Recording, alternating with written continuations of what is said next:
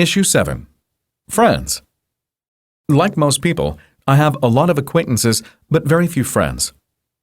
In the first category are people I have worked with for years, old school chums, neighbors, and colleagues in various organizations. We are generally friendly and polite toward each other.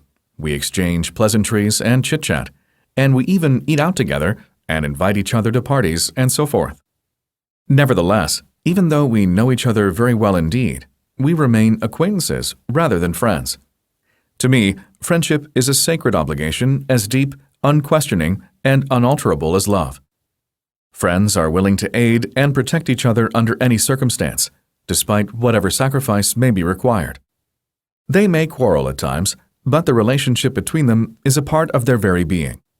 Obviously, no one can survive the demands of an unlimited number of true friends, but it is a poor life indeed that does not have at least one such true friend. In this case, the quantity is far less important than the quality.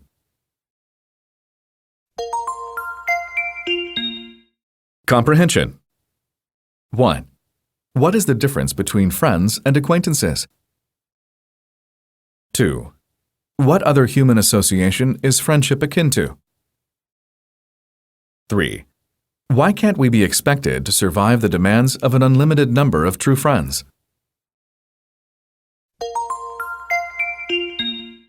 Express yourself. 1. Why do we need friends? 2. How do you usually make friends with other people? 3. How did you meet your best friend? 4. What do you think matters most when making friends? 5. What usually causes trouble between friends? 6. Do you meet your friends socially very often? What do you usually do together? 7. Do you tell your friends everything about your private life? 8. What's the difference between having male and female friends? 9. What's the difference between the friends you have made in elementary, middle, and high school, college, and at the workplace? 10. Do you ever feel disappointed with your friends? Under what circumstances? 11. Which is stronger, love or friendship? 12. What is the most important thing in maintaining a harmonious friendship? 13. Do you believe in the saying, out of sight, out of mind? 14. What is the difference between a true friend and a false friend? 15. Some people say they prefer shallow friendships instead of deep ones because they have been betrayed a lot. What do you think of their attitude? 16. Some people say pets are my real friends. They never disappoint me under any circumstances. They're always loyal to me. Does this idea make sense? If not, what is wrong with it?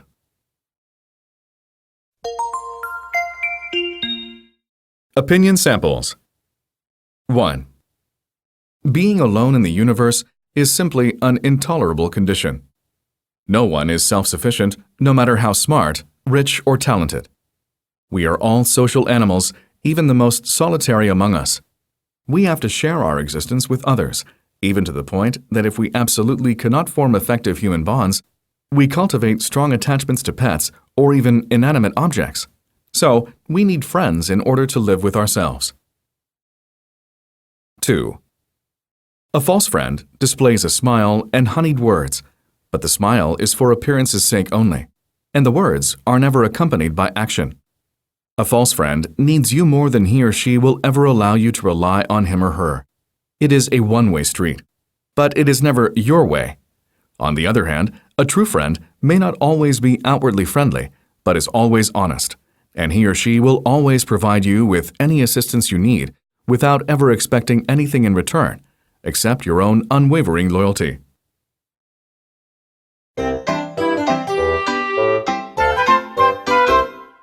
Dialogue. The friendship between a man and a woman. I'm going out to meet my friends, but I won't be out late. Every weekend it's the same thing. You meet your friends, but you abandon me. You're welcome to come too. But I don't fit in. They aren't my friends, and I just get in the way of your enjoyment. But they could be your friends if you just give them a chance. No, they're men. They can never be my friends. Don't be silly. Friendship can be cross-gender, you know. No, it can't. Men and women are too different psychologically. Expectations are different. I don't think so. But it's true. Women always want to share their innermost feelings with one another, but men never do. With men, all talk is superficial about sports or politics or news events, but it's never personal. They avoid talking about their hopes and fears, but that's all women ever want to discuss. And of course, how other women stack up in terms of their desirability in men's eyes. Oh, you're just putting men and women into stereotypical boxes.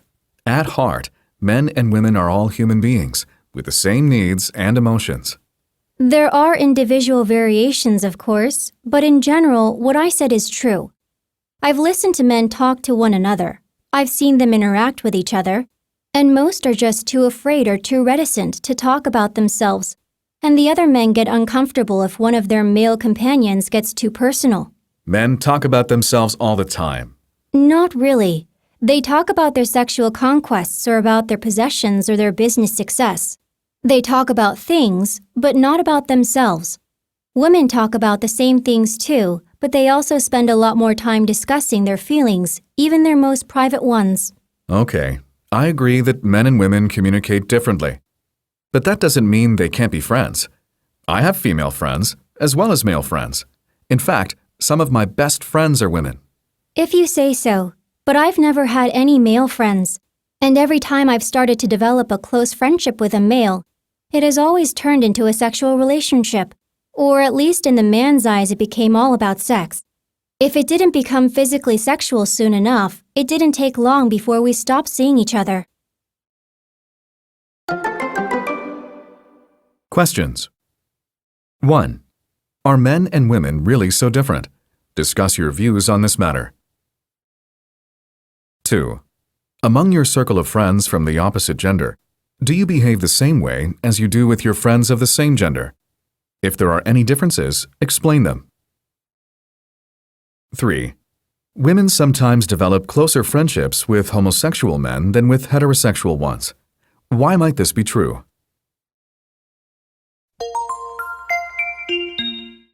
Read and discuss. Friendship and money. One of my oldest friends contacted me.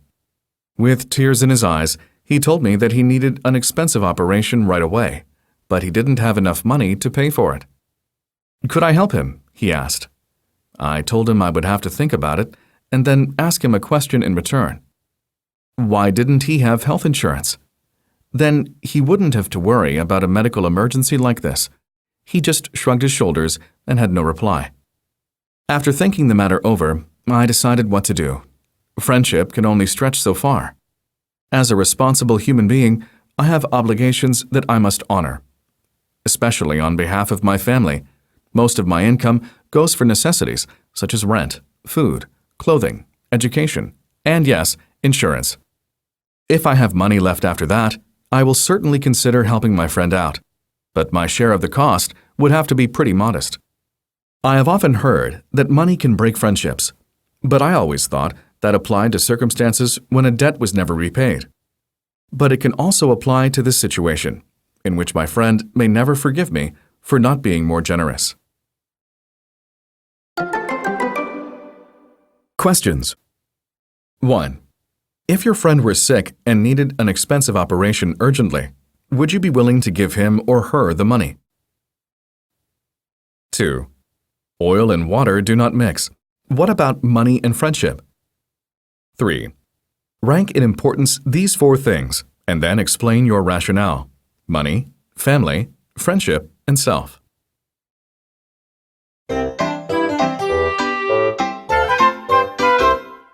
Let's talk funny. Are you a bore? Are you a bore? No, I'm not. Then why do I feel bored when I'm with you? Because you are the bore. No way. I'm never bored when I'm alone. A bore is never bored with himself. Questions. 1. To make friends, does one need to be an entertainer? Can't boring people have friends too? 2. What subjects are the most boring ones to listen to? 3. Do you know anyone who is never boring? Anyone who is always boring? Explain your answers. Points to ponder. The following sentences are all related thematically. They express a wide difference of opinions and attitudes. You may agree with some of them and disagree with others. Please discuss what you think the sentences mean and what you think about them. 1. Good looks fade, but a good heart keeps one beautiful forever. 2. Friendship is like money, easier made than kept. 3. Don't fear the enemy who attacks you, but beware the fake friend who hugs you. 4.